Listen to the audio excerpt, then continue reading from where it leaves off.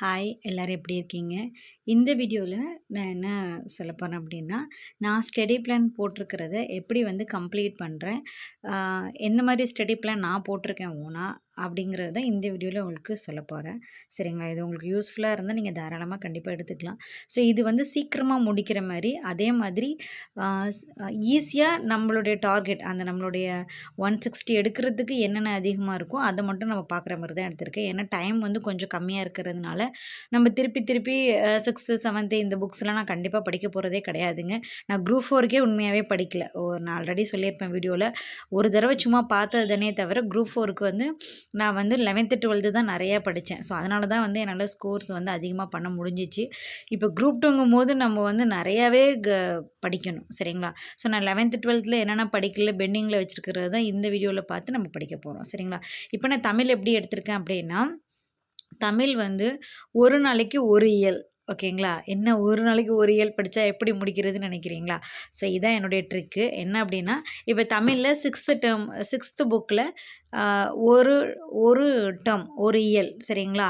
அதே மாதிரி 7th ஒரு இயல், அப்புறம் 8th ஒரு இயல், 9th ஒரு இயல், 10th ஒரு இயல். ஸோ 5 புக்குலேயும் 5 இயல் ஒரு நாளைக்கு நான் படிச்சிருவேன். சரிங்களா? ஏன் இப்படி நான் எடுத்திருக்கேன் அப்படின்னா, இப்போ என்ன ஒரு புக்கு ஃபுல்லாக நீங்கள் இப்படி இதெல்லாம் ஏற்கனவே நம்ம திரும்ப திரும்ப திரும்ப படித்ததுங்க. ஸோ அதனால் எனக்கு வந்து திருப்பி ஒரு புக்கு எடுத்து திருப்பி ஒரு 5 இயல் ஒரு நாளைக்கு தமிழில் 10th படிக்கணும், 6th படிக்கணும்னா உண்மையிலேயே எனக்கு போர் அடிக்கிற மாதிரி இருக்குது. ஸோ அந்த ஒரு ரீசனால தான் நான் இந்த மாதிரி எடுத்திருக்கேன். இப்போ எனக்கு இதில் நான் வந்து ஒரு இயல் 9th 10th புக்கில் எடுக்கிறேன்னு வச்சுக்கோங்களேன். லாஸ்ட்டு ஒரு இயல் மட்டும் நான் படிக்கிறேன்னா டக்கு டக்குன்னு படிச்சுட்டு, இல்லை ஸ்டோரீஸ்லாம் இந்த மாதிரி இருக்கும், நம்ம முடிச்சுட்டு சீக்கிரம் போயிடலாம். சரிங்களா? ஒரு இயல் முடிச்சுட்டேன் அப்பா அப்படின்னு சொல்லிட்டு இதை தூக்கி போட்டுடலாம். அடுத்தது 9th புக் எடுத்தோன்னா அப்படி படிக்கும்போது நம்ம எல்லா புக்கையும் கவர் பண்ணுவோம். அதே மாதிரி நம்ம இப்போ நீங்கள் தனித்தனியாக ஒரு புக்கை படித்தாலும் சேம்ஸ் உண்மையாக சொல்லப்போனால் மேக்ஸிமம் வந்து என்னாலங்க ஒரு புக் எடுத்து ஒரு நாளில் ரிவிஷன் பண்ணவே முடியாது. சும்மா அப்படி படிக்கிறது தானே தவிர ஒரு நமக்கு ஒரு சாட்டிஸ்ஃபைடு ஆகணும்னா கண்டிப்பாக ஒரு நாளைக்கு முடியாது. அதுவும் ஹவுஸ் ஒய்ஃபாக இருக்கிற என்னால் முடியாது. ஏன்னா நான் ஒரு நாளைக்கு தமிழை மட்டுமே தான் படிச்சுட்ருக்கணும். மற்ற சப்ஜெக்ட் என்னால் படிக்க முடியாது. அந்த ஒரு ரீசனால் ஐயோ நம்மளால இன்றைக்கி நம்ம போட்ட ஷெட்யூல்ட முடிக்க முடியாது. அந்த ஒரு ரீசனால் நான் இந்த மாதிரி எடுத்திருக்கேன். இப்போ நான் ஒரு இயல்னா இவ்வளோ தாங்க படிப்பேன். இந்த 10th புக்கில் இவ்வளோ தான் படிப்பேன். இது நம்ம ஆல்ரெடி நல்லா படிச்சிருப்போம். ஒரு ரிவிஷனை விட்டுட்டு டக்கு டக்கு டக்குன்னு நம்ம அடுத்த இதுக்கு போயிடலாம். சரிங்களா? இப்போ இதை நான் முடிச்சு வச்சுட்டு அடுத்தது என்ன பண்ணுவேன், 9th ஒரு இயல் எடுப்பேன். 9th நான் வந்து பேக் சைட்லேருந்து வந்துகிட்ருக்கேன். சரிங்களா? ஃப்ரண்ட்லேருந்து நான் பார்க்கலங்க. அதனால் வந்து இப்போ இதெல்லாம் பாருங்கள். இந்த மாதிரி நோட்ஸ் எடுத்துக்கோங்க. இதில் நீங்கள் இதெல்லாம் வந்து படிச்சிங்கனாலும் திருப்பி திருப்பி இதை படிக்கணும். இப்படி வந்து அவருடைய சிறுகதை என்ன, இவங்களுடைய கவிதை நூல்கள் என்னன்னு தனியாக எழுதிக்கோங்க. இவங்களுடைய கட்டுரை தொகுப்பு என்ன, அடுத்து வந்து இவங்களுடைய சிறுகதை தொகுப்பு என்ன, இந்த மாதிரி நீங்கள் எழுதி வச்சுக்கிட்டீங்க. டக்குன்னு இந்த புக்கை எடுக்கும்போது இதை பற்றி நம்ம அக்கறையில் நம்ம இதை பெருசாக படிக்க மாட்டோம். இந்த 2 லைனை மட்டும் படிச்சுட்டு என்ன பண்ணுவோம், அடுத்தது நம்ம இதை தான் படிப்போம். இதை இந்த மாதிரி நீங்கள் ஷார்ட்கட்டில் எழுதி வச்சுருந்தீங்கன்னா டக்குன்னு ஒரு ரிவிஷன் விட்டுட்டு போயிட்டே இருக்கலாம். திருப்பி திருப்பி நம்ம வந்து இதை படிச்சுட்டு படிச்சுட்டு அந்த மாதிரி நான் வேலையை வச்சுக்கிறது கிடையாது. இதிலே பாருங்கள், இப்போ இந்த குறுந்தொகையில் நான் எழுதியிருக்கேன் பாருங்கள். இதெல்லாமே நான் ஆல்ரெடி எழுதி வச்சுருந்தது தான். நல்ல குறுந்தொகை இதுன்னு எழுதிட்டு, ஸோ இதுக்கு பேக் பாருங்களேன். இதான் இப்போ குறுந்தொகைனா 8 தொகை நூல்களில் இது இந்த டீட்டெயில்ஸ் மட்டும் நான் எழுதி வச்சுருப்பேங்க. எழுதி வச்சுட்டு டக்குன்னு ஃபினிஷ் பண்ணிவிட்டு போயிட்டே இருப்பேன். அப்படி தான் நான் படிச்சுட்ருக்கிறது.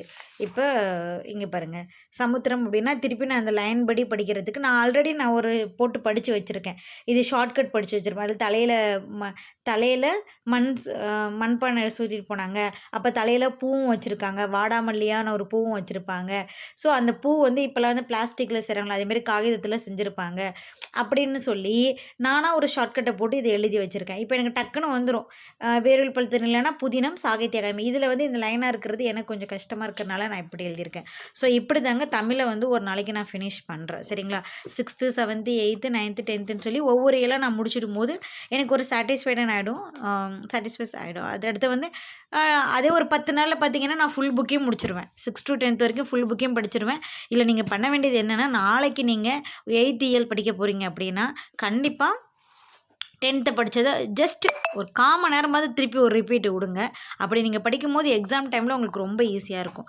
அடுத்தது நம்ம ஜிஎஸும் படிக்கணும். நம்ம எவ்வளோ தான் தமிழில் 100 மார்க் எடுத்தாலும் ஜிஎஸ்ங்கிறது நமக்கு இம்பார்ட்டன்ட். அதனால இப்போ நான் ஜிஎஸ்சில் படிக்காத லெசன்ஸ்லாம் வச்சுருக்கேன் பார்த்தீங்களா. ஸோ நான் இந்த பாலிட்டி மட்டும் நான் வாங்கவே இல்லைங்க. அதனால வந்து என்ன படிக்காமல் இருக்கிறதோ அதை முதல்ல ஃபினிஷ் பண்ணுறதுக்காக பார்க்குறேன். எதுலேருந்து அதிகமான கொஷின்ஸ் வருது, எதை நிறையா படிக்கணும், இம்பார்ட்டன்ட் எது படிக்கணும் அப்படிங்கிறத நான் வந்து எழுதி வச்சுருக்கேன். அதை நோட் பண்ணிகிட்ருக்கேன். முன்னாடி மாதிரிலாம் டேரெக்டாக கேட்குறதுல நிறைய வந்து நமக்கு கஷ்டமாக கேட்குறாங்க. ஸோ அதனால நம்ம அதை எடுத்த மாதிரி இது வந்து சின்ன ஸ்டிக்கி நோட்டு எதுக்குன்னா, இப்போ நிதிக்குழு படிக்கிறேன்னு வச்சுக்கோங்களேன். இங்கே பாருங்கள், ஒரு நிமிஷம். நிதிக்குழு படிக்கிறேன் அப்படின்னா, அந்த நிதி ஆயோக் படிக்கிறேன் அப்படின்னா, அது சம்மந்தமாக இப்போ என்ன இருக்குது அப்படிங்கிறதையும் நான் ஒரு இதை எடுத்து வச்சுப்பேன். சின்ன ஸ்டிக்கி நோட்ஸில் போட்டுக்கிட்டேன் அப்படின்னா, இது வந்து கூகுள்லேருந்து எடுத்ததுங்க. ஏன்னா இப்போ கரண்ட் அஃபேரோட நான் சேர்ந்து படிக்கிறதுக்கு நான் ஆல்ரெடி சொல்லியிருப்பேன். இங்கே பாருங்கள். ஸோ இது எப்போ ஸ்டார்ட் பண்ணாங்க, இப்போ யார் இருக்கா, இந்தமாரி நான் எடுத்து வச்சுப்பேன். ஸோ இப்போ படிக்கும்போது இதையும் படிச்சிருவேன், ப்ளஸ் அதோட சேர்ந்துருக்கிறதையும் படிச்சிருவேன். நீங்கள் தனித்தனியாக படிக்கிறதுக்குன்னு டைம் ஸ்பெண்ட் பண்ணாதீங்க. அப்படி நீங்கள் கரண்ட் அஃபேருக்கு அப்படி இப்படின்னு ரொம்ப டைம் ஸ்பெண்ட் பண்ணிங்கன்னா எதையுமே ஃபினிஷ் பண்ண முடியாது நம்மளால். ஸோ இந்த புக்கில் நான் வாங்கி இப்போ இது மட்டும் தான் படிச்சிருக்கேன். கொஞ்சம் படிச்சிருக்கேன், பட் நிறைய இன்னும் படிக்கலைங்க. ஸோ முக்கியமானது மட்டும் தான் எடுத்துகிட்ருக்கேன். சரிங்களா. அதுமாரி இதெல்லாம் ஆல்ரெடி நான் நோட்ஸ் எடுத்து படித்தேன். பட் இப்போ என்கிட்ட புக்கு வந்ததுனால நான் ஏன்னா திருப்பி வந்து புக்கு ஒன்ஸ் படிக்கும்போது நம்ம டக்குன்னு புக்கை படிச்சுட்டு போயிடலாம் அப்படிங்கிறதுனால நான் படிச்சிட்ருக்கேன். சரிங்களா. இது வந்து 12th பாலிட்டி. ஓகே, இதில் ஒன்ஸ் படிக்கிறது. அடுத்தது எக்கனாமிக் வந்து நம்ம இதே தாங்க, இதே மாதிரி தான் ஜிஎஸ்சில் வந்து நீங்கள் ஒவ்வொரு லெசன்ஸ் போட்டுக்கோங்க. நீங்கள் வந்து இப்போ 6th ஒரு லெசன் 6th 7th 8th இப்போ நீங்கள் தொடாதீங்க. எனக்கு தெரிஞ்சு இருக்கிற டைமில் 11th 12th ஃபினிஷ் பண்ணுங்கள், நல்லா படிங்க. அதுக்கப்புறம் 10th 9th படிங்க. சரிங்களா. அப்படி படிச்சிங்கன்னா நம்ம சீக்கிரமாக வந்து நிறையா கொஷின்ஸ் கேட்கும்போது நம்ம யூஸ் பண்ணிக்கலாம். சரிங்களா. இப்போ வந்து 11th பார்த்தீங்க அப்படின்னா, 11th ஹிஸ்ட்ரியில் வந்து நீங்கள் 7th ஹிஸ்ட்ரி நான் படிச்சிருக்கேங்க. 12th ஹிஸ்ட்ரி வந்து எப்படின்னு நான் தெரியல, பட் ஓரளவுக்கு முன்னாடி ரீடிங் விட்டுருக்கேன். அதை நான் இன்னும் திருப்பி இன்னொரு தடவை படிக்கணும். பார்த்தீங்கன்னா ஓல்டு புக்ஸ் வச்சுருக்கேன். இது நீங்கள் புது புக்கெல்லாம் ஃபினிஷ் பண்ணிவிட்டு 9th 10th 11th 12th படிச்சுக்கோங்க. இது ரொம்ப ஈஸி தான். நம்ம ஆல்ரெடி படித்ததில் ஓரளவுக்கு இது பண்ணிடலாம். மேக்ஸை பொறுத்த வரைக்கும் எப்படின்னா, நான் வந்து இப்போ 10th இருந்தாங்க ஸ்டார்ட் பண்ணுறேன். ஏன்னா 10th வந்து குரூப் 4க்கு நிறையா படிக்கவே இல்லை. குரூப் 2 பொறுத்த வரைக்கும் எக்ஸசைஸ் சம்ஸு ப்ளஸ் அந்த புக்கில் இருக்கிற கண்டென்ட் அது மட்டும்தான், சிலபஸில் என்ன இருக்கோ அது மட்டும்தாங்க படிக்க போகிறேன். ஏன்னா நமக்கு டைம் கிடையாது. நான் இப்போ புதுசாக எடுத்துக்கிட்டு நிறையா படிச்சுட்டு இருந்தேன்னா, நான் மற்றது நல்லா படிச்சிட்டேன் அப்படின்னா தெரியாத கொஷின்ஸை எப்படியாவது ஹேண்டில் பண்ணிடலான்னு ஒரு நம்பிக்கை இருக்குது எனக்கு. சரிங்களா. ஸோ இந்தமாரி எக்ஸாம்பிள் சம்ஸும் நான் பார்த்துட்ருக்கேன், ப்ளஸ் புக்கில் இருக்கிற சம்ஸையும் நான் கொஞ்சம் கொஞ்சம் பார்த்துட்ருக்கேன். நான் இப்போ எப்படி வருதுன்னா, பேக்கில் இருந்தால் 10th 9th அப்படி தாங்க நான் போகிறேன். சரிங்களா. அடுத்து வந்து ஐஎன்எம் ஹிஸ்ட்ரி இது எல்லாமே நமக்கு தெரிஞ்ச ஒரு இதுதான். ஸோ இதில் வந்து நல்லா நிறைய மார்க் வரும். ஓகேங்களா. ஸோ அதனால் வந்து நீங்கள் கண்டிப்பாக வந்து 12th ஹிஸ்ட்ரி வந்து படித்து தாங்க ஆகணும். இதுலேருந்தே லாஸ்ட் டைம் நிறைய கொஷின் கேட்டிருந்தாங்க. சரிங்களா. அதனால் நம்ம எத்தனை லெசன்ஸ் இருக்குன்னா, ஒரு 10 லெசன்ஸ் கிட்டத்தட்ட இம்பார்ட்டன்ட் சொல்லி நோட் பண்ணியிருக்கேன். இது ஆல்ரெடி நம்ம 10th படிச்சிடறதோட கொஞ்சம் இதுதான் இருக்கும். கொஞ்சம் எக்ஸ்ட்ரா டீட்டெயில்ஸ் எல்லாமே கொடுத்துருப்பாங்க. சரிங்களா. இப்போ நீங்கள் படிச்சிங்கனாலே உண்மையிலே இது ஸ்டோரிஸ் மாதிரி தாங்க. நீங்கள் பயப்படவே தேவை கிடையாது. தைரியமாக நீங்கள் படிக்கலாம். சரிங்களா. நான் வந்து இதில் ஒரு லெசன் எடுத்துக்கிறேன். ஏன்னா நான் ஆல்ரெடி படிச்சிருக்கேன். நான் ஒரு லெசன் எடுத்துப்பேன். சரிங்களா. ஒரு லெசன் எடுத்துகிட்டு ஒரு ஹிஸ்ட்ரி எடுத்துப்பேன், ஒரு பாலிட்டி எடுத்துப்பேன். பாலிட்டி வந்து எனக்கு கொஞ்சம் நிறையா இருக்குன்னா, அந்த பாலிட்டியை 20 பேஜஸ் இருக்குன்னா 10 பேஜஸ் கண்டிப்பாக முடிச்சிடணும் அப்படிங்கிறது நீங்கள் இதுவாக இருங்க. சரிங்களா. என்ன டைமாக இருந்தாலும் நம்ம 10 பேஜஸ் முடிச்சிடணும் அப்படின்னு சொல்லிட்டு. இது எல்லாமே சின்ன சின்ன ஸ்டிக்கி நோட்ஸ்லாம் போட்டு வச்சுருக்கேன். உங்களுக்கு பார்த்தாலே தெரியும் ஓரளவுக்கு நான் வந்து இது படிச்சிருக்கேன். பட் இன்னும் நல்லா ரிவிஷன் பண்ணணுங்க. ஏன்னா பட் இதுலேருந்து கேட்ட கொஷின்ஸ் எல்லாமே நான் கரெக்டாக ஆன்சர் பண்ணிட்டேன். அது வரைக்கும் எனக்கு ஹாப்பி. எப்படி படிக்கிறோன்னு முக்கியம் இல்லை. படிக்கிற கொஷின்லேருந்து கேட்டுட்டாங்க அப்படின்னா நம்ம கண்டிப்பாக அதில் மார்க் எடுக்கணும். அதை மட்டும் நீங்கள் மைண்ட் பண்ணிக்கோங்க. சரிங்களா. அடுத்தது பாலிட்டியை பொறுத்த வரைக்கும் எல்லாத்தையும் கண்டிப்பாக படிக்கவே முடியாதுங்க, நான் அதை சொல்லிடுறேன். ஸோ அதனால் எது இம்பார்ட்டனோ சரிங்களா, இம்பார்ட்டன்ட் டாபிக் மட்டும் எடுத்து வைங்க. நாங்கள் பாருங்கள் லாஸ்ட் டைம்லாம் வந்து எனக்கு படிக்கவே டைம் இல்லை. அதனால் நான் பின்னாடி இருக்கிறத மட்டும்தான் கொஞ்சம் படித்து வச்சுருந்தேன். அப்புறம் இம்பார்ட்டன்ட் டாபிக் சரிங்களா. டாப்பிக்கு பாலிட்டியில் எக்கனாமிக்ஸில் கூட இங்கே பாருங்கள் ஆர்டிக்கல்லாம் கொடுக்க ஆரம்பிச்சிருக்காங்க. வரவு செலவு திட்டம் இதை பற்றி இப்போ பட்ஜெட்டில் என்ன நடந்துகிட்ருக்கு, ஸோ நமக்கு எவ்வளோ செலவு பண்ணுறாங்க கொஷின்ஸ்லாம் கேட்குறாங்க பார்த்தீங்களா, அந்த மாதிரி இதெல்லாம் கொடுத்துருக்காங்க. ஸோ என்ன நமக்கு இம்பார்ட்டனோ சரக்கு மற்றும் சேவை வரி, அதை மட்டும் படிக்கிங்க. எல்லாமே வந்து கண்டிப்பாக என்னால் முடியாது. ஸோ நான் முக்கியமானதை மட்டும்தான் நோட்ஸ் பண்ணி வச்சுருக்கேன். ஸோ 11th 12th நீங்கள் இதை பொறுத்த வரைக்கும் பார்த்தீங்கன்னா டாபிக் வைஸ் எடுத்துக்கிட்டா போதுங்க. ஃபார் எக்ஸாம்பிள் இங்கே பாருங்கள், கேட்டுன்னு இருக்கா, ஜிஏடி இது வந்து என்னது, இந்த மாதிரி டாப்பிக்கை மட்டும் எடுத்து ஒரு நாளைக்கு ஒரு டாபிக்னு எழுதி வச்சுட்டு படிச்சுக்கோங்க. அப்படி படிக்கும்போது நீங்கள் எக்கனாமிக்கில் இருக்கிற டாப்பிக்கெல்லாம் கவர் பண்ணிடுவீங்க. ஸோ எக்ஸ்ட்ரா நீங்கள் பயப்பட தேவையில்லை. சரிங்களா? இது எல்லாமே 12th பாலிட்டியில் இருக்குது.